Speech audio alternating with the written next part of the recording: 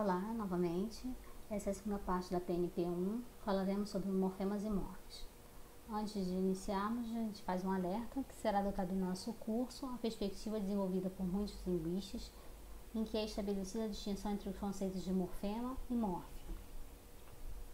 Os morfemas nessa perspectiva são unidades linguísticas abstratas, significativas e recorrentes, que não podem, por sua vez, serem analisadas em formas significativas menores. Então, o que a gente quer dizer com isso?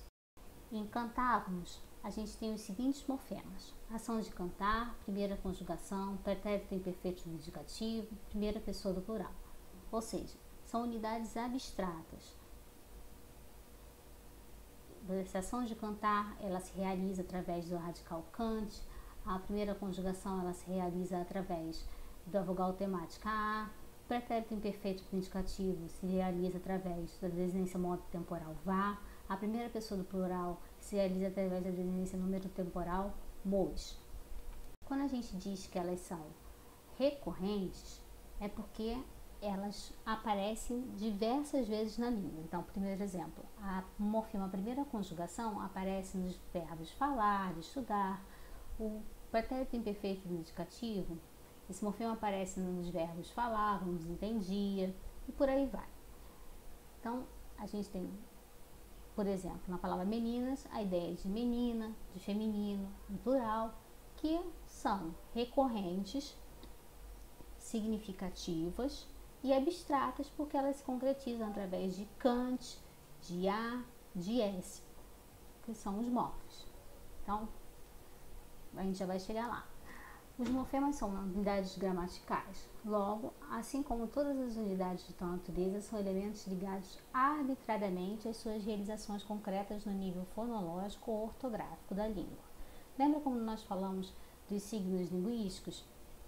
Os signos linguísticos, eles têm os seus significantes e seus significados ligados arbitrariamente. Lembra que nós falamos sobre lar, residência, habitação, que nós ligamos arbitrariamente na nossa cultura a palavra casa, mas que em inglês se liga a palavra house, em alemão se liga a palavra house?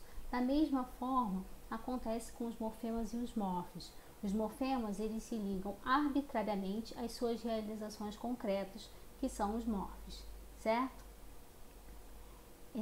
A essas realizações concretas dos morfemas dá-se o nome de morfes. Então, a ação de cantar, cante. Primeira conjugação, a. Pretérito imperfeito, vá. Primeira pessoa do plural, mos. Ideia de menina, menino. Feminino, a. Plural, s. Aí vocês vão me perguntar, ora, se há uma relação direta entre cante mais que é a ação de cantar, a, primeira conjugação, vá, pretérito imperfeito do indicativo, mos, primeira pessoa do plural, por que a gente simplesmente não vai usar os morfes, como chamar morfemas, como os livros didáticos em geral fazem, e dizer que existem ideias ligadas a eles? Porque nem sempre essa relação é de um para um, ou seja, existem muitas vezes em que você vai ter uma relação de mais morfemas do que morfes, certo? Então, quando se trata dessa parte da morfologia, quase em todos os livros didáticos apresentam-se apenas os morfes, os quais denominam os morfemas. Porém, neste curso, resolvemos fazer essa distinção, que é bastante comum nos livros de linguística, para mostrar que casos como o da palavra amar, que aparentemente não apresentam divisão, guardam neles noções abstratas implícitas, que é possível, por exemplo, depender da concordância. Então, se a gente tem lá mar, a palavra mar, tá? A gente faz o mar agitado, a sintagma o mar agitado.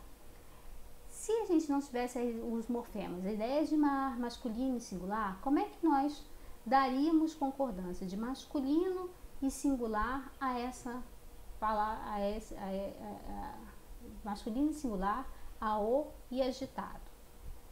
É porque dentro de mar existem essas três ideias. Então, a gente não pode descartar as ideias que existem dentro da palavra ainda que elas não sejam concretizadas através dos morfes. A mesma coisa acontece com a palavra flor. A gente faz a flor branca. Então, a gente tem, dentro de flor, embora a flor seja indivisível, a gente tem a ideia de flor, a ideia de feminino e a ideia de singular, ok? Bom, para terminar, a representação dos morfemas. Para representar os morfemas, usam-se tradicionalmente as chaves ou a caixa alta. Já para representar os morfos, utilizam-se as vibrações próprias dos fonemas ou grafemas. Bom, essa é a segunda parte da primeira PNP. Espero que tenham gostado. Obrigada.